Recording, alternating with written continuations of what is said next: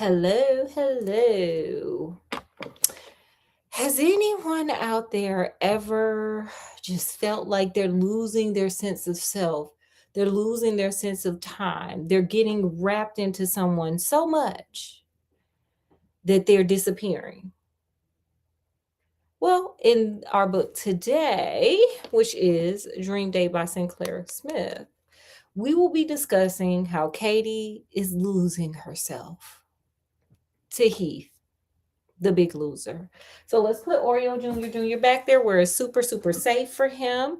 And let me give you a little recap. And then we're going to get into our next to last two chapters of Dream Date. I'm so sad about this, but glad that we finished another book together. So let's get started with our recap.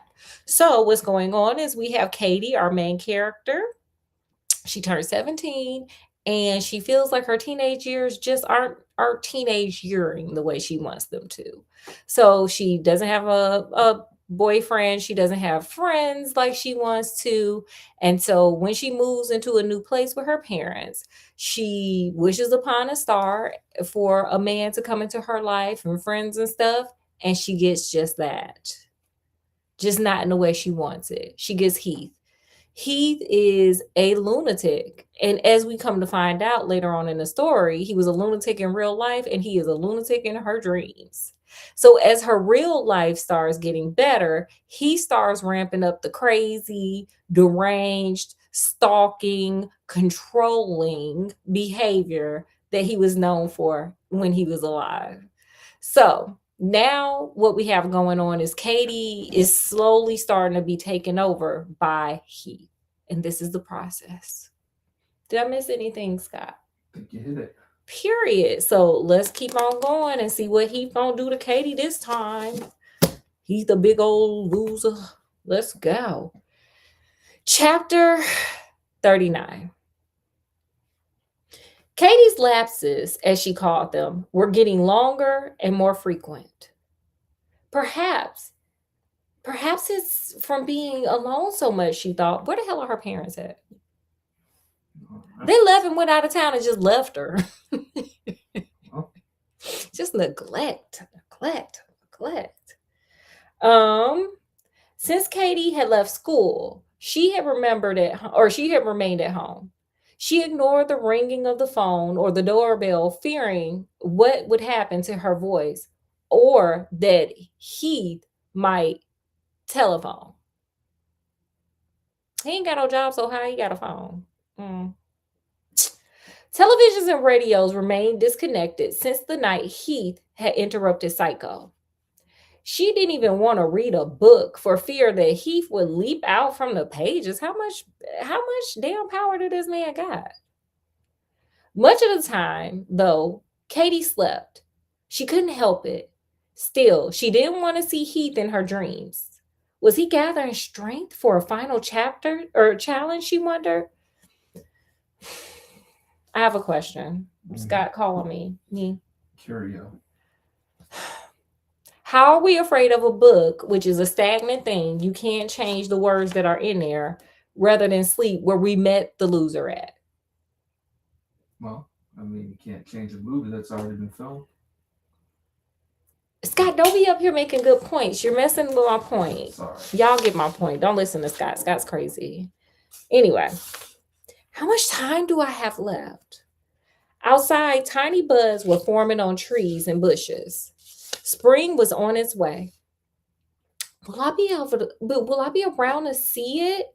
For real?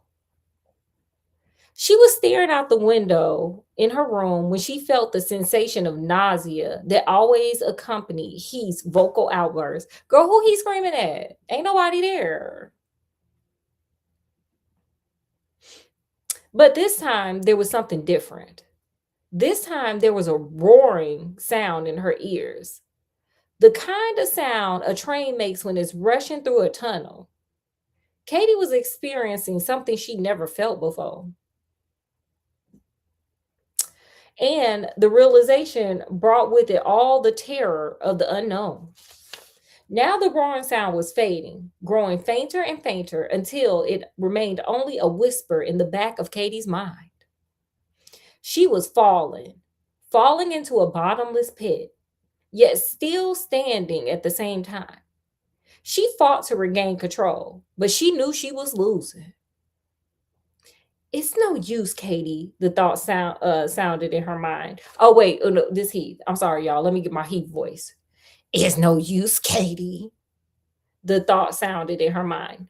It won't do you any good. Do I have to explain it to you all over again? Things are going to be different now. He took a deep breath. I feel great. Never better, he said to himself. Pretty soon, I can leave this dump out in the sticks for good.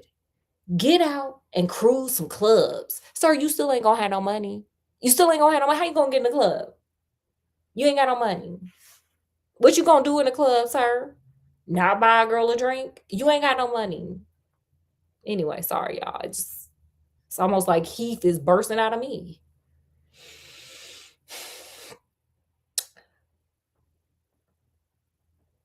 What I ought to do is drop in on some of those other dreams. Lots of other dreams. After all, why would a guy like me tie myself down with just one girl? I can answer that. Okay. Because you ain't got no money, sir. You can't afford a bunch of women, sir. That's why. Heath. Okay, sorry. I'm gonna stick to the book. I'm sticking to the book. Okay. Heath is making me upset though. Well. And Katie needs to be a little more upset. Then Katie felt herself falling, but falling up this time. The roaring noise got louder now as she was rushing up to meet herself, to become whole again. Katie hugged herself. She was over there like, oh, he gonna take me. It happens.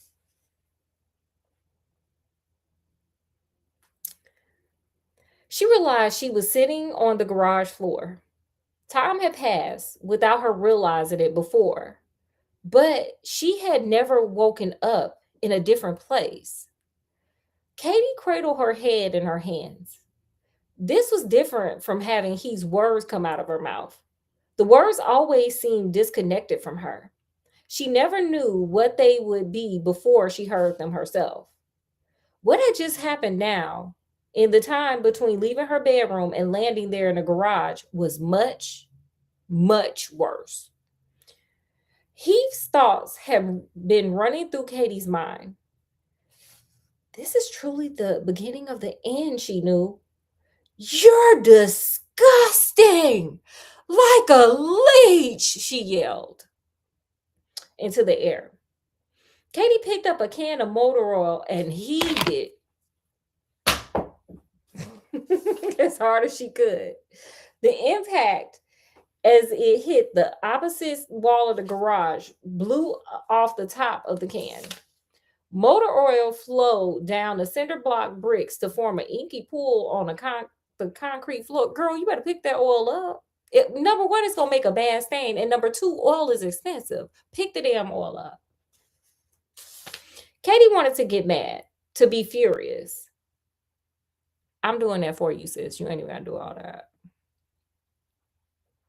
As long as she could get mad, her spirit would keep up the will to fight. But the anger kept slipping away from her. Try as she might to hold on. It was hard to stay angry when despair hovered so relentlessly near. There was still one chance left, Katie told herself. She had a plan that could work. But she couldn't even try it unless Heath met her in a dream. And not the way he had now, but in a way she could see him. He had to meet her outside. Okay, catch me outside. It's like a bad baby. Catch me outside, Heath. Catch me outside, Heath.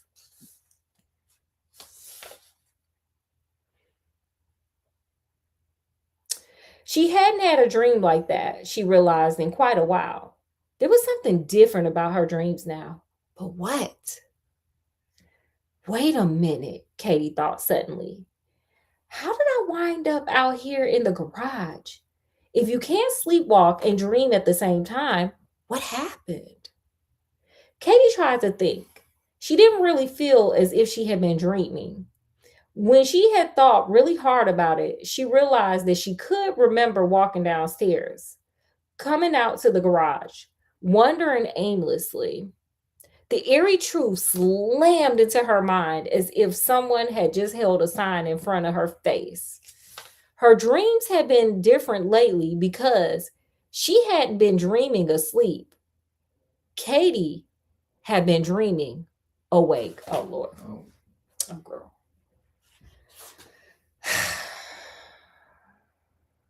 What do y'all think that means? How the hell do you dream awake? I don't know. Like, what? That's crazy. Chapter 40. Now Katie lost all sense of time. Anyone who looked at her, stretched out on her bed in her rumpled clothes, would have thought she was asleep. Nothing more. Where the hell are her parents at? Again, where are her parents? Katie had come upstairs hours ago to lie down. She was no longer able to stay on her feet. For a long time, she had drifted in the window of twilight between waking and sleeping, wandering aimlessly through a cotton-like smoky haze. Girl, call your friend. Where Raquel at? Somebody call Raquel. Y'all got a phone? Scott, call Raquel. Okay. Get her on the phone because we got to tell. Call Jay. Oh, Jason in the coma, so never mind. And the world that gripped her there was no gravity, only a feeling of floating. There was nothing to hold on to, no anchor. Fragments of dreams were whirling around her like dry leaves caught by gusts of wind and blown into little eddies. Katie became part of several dreams at the same time. Some of the dreams, she realized, weren't her own. Some of the dreams were Heath's. Oh, God. What the hell do y'all think he'd be dreaming about? Oh, my God. Heath's dreams probably look like Dante's Inferno. That's what I would think. The dreams whirled faster and faster. Katie's thoughts rolled together with Heath's and whirled along with him. Katie experienced her thoughts and Heath's as if they were TV channels being switched crazily around the dial. Whoever had the remote control was in a manic frenzy. Through the wild tornado of thoughts and dreams, Katie screamed inside, "This is it! This is it!" Sorry. Well, it says it. This is it! This is it! Like, that's what she said. Okay. The final showdown was taking place. Katie realized her thoughts and Heath's were fusing. Their minds were becoming less and less separate. Soon there would be one mind, and Heath was fighting for control of it. In the end, Katie wouldn't really exist. No, Katie shouted in her head. No, no, no, no, no, no. Katie and Heath locked in a mental tug of war. Katie's mind reached out and grabbed the end of the rope and gave it a tremendous pull. Yeah, girl, get him. It was like being washed to and fro in the ocean. Katie pulled her mind and soul away from Heath, and the tide washed one way. Heath pulled back, and the tide washed the other way. Katie knew she was winning. For now, girl, you haven't been winning since you met him. How is this winning? Anyway, sorry, y'all. She could feel her mind reclaiming itself, thoughts and memories lining up and locking together like pieces of a puzzle. How long would it last? Heath had been sapping her mental and emotional energy for some time now. Katie was surprised how much she had left. When it came down to the wire, though, Katie knew she had the strength, but she didn't have the endurance. In the end, it was likely that Heath would win out, but it would be a long, tough fight. Oh, but he was so impatient. Katie could feel it. He wanted to get away and party on his own, and he wanted it now.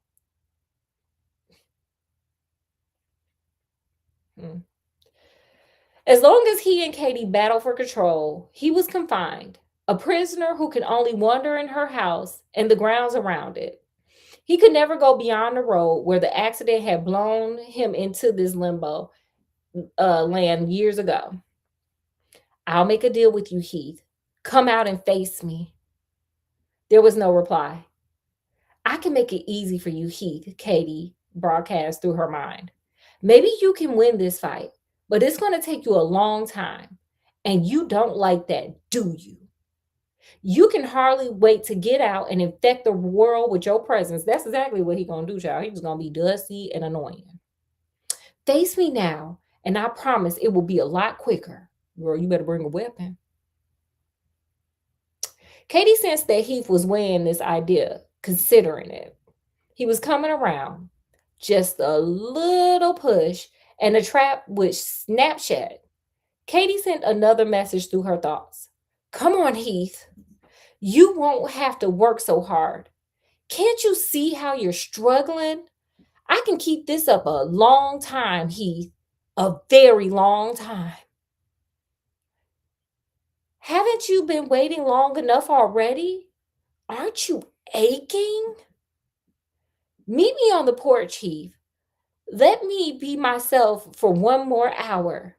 1 hour. That's all I ask. Then you're free. No more fighting. It was working. Heath wasn't trying to hold on to Katie's thoughts anymore. He was letting go. So wait, I got a question. Okay. And I don't know if anybody else is out there wondering this. If she can hear Heath's thoughts, can't he hear hers? You would think. So doesn't he know you setting him up, ma'am? Like I'm confused by this. I'm confused. Cause then he know you setting him up, ma'am. So I wouldn't go. I wouldn't come. But whatever. Katie broke free and she was spinning. It's like a ride. It's like riding a tilt-a-whirl at the amusement park, she thought. Last chance coming up. One more twirl. Hang a right, and go straight on to forever. Don't even think about losing. That's the end of the chapter, y'all. Oh. Katie trying to figure this thing out. Wow. Now, tomorrow's the last day. Tomorrow's the final countdown. Tomorrow's the final battle. The question I'm going to leave you guys with that I want y'all to answer today, so then we can look back at it later, is how do y'all think this is going to end? You guys put it in the comment section. Scott, I'm not going to say anything because I know how the book ends, clearly. You, Scott, what do you got? How do you think this is going to end? We got 3 more chapters left, and we're going to do it tomorrow. Somehow Katie's going to send him into the afterlife once and for all. And she'll be free. Scott, that was not a good ending. You didn't say, oh, she going to bust him upside the head. Nothing. You just, she going to send him to the afterlife. Well, all right, she'll bust him upside the head and send him to the afterlife. Sometimes you got to do that. Okay, well. One thing I'm going to say something that stood out for me since I can't say the end part. Something that stood out for me is Katie still ain't told nobody. And he did everything. Look, let me tell y'all something. If somebody tells you not to do something and they're willing to go out of their way to make sure you can't do something, go towards that. Especially if you don't want to deal with them. Go towards the thing they don't want you to do. Heath has made it abundantly clear by burning the note. Remember, like that bad poem he had, like all the things she tries to bring. Remember, she recorded his voice. Everything she tries to bring from the dream world to the real world, he blocks it. So why not tell somebody? I think that would stop him. Maybe that's the way. So if I was Katie, I would tell Raquel, I'll be telling my parents, I'll be answering that phone, like, is this Heath? Is this Heath? I'll be putting them all out there. This Heath, this you? No? Oh, this Pizza Hut. Oh, I would be telling. So, but that's just me. So that's what I got. Okay, so we're going to end it here, guys. Oreo, sorry, y'all. As always, guys, we enjoyed having you guys with us. And hopefully you guys enjoyed hanging out with us as well. Make sure you guys like, share, subscribe, check out some other live shorts, our videos, all that fun stuff. Make yourself at home. This is a weird place for weirdos, curios, and people in between. So with that, we're going to bid you guys adieu. So from wherever we are, even when we're dreaming while awake, which I don't know what the hell that is, to wherever you guys are, peace, love, and happiness. And we'll see you guys tomorrow for Sunday Fun Day School and the conclusion to the book Dream Day. That was so sad. We're not going to be able to do this one anymore. It was fun. But anyway, bye, y'all. Bye.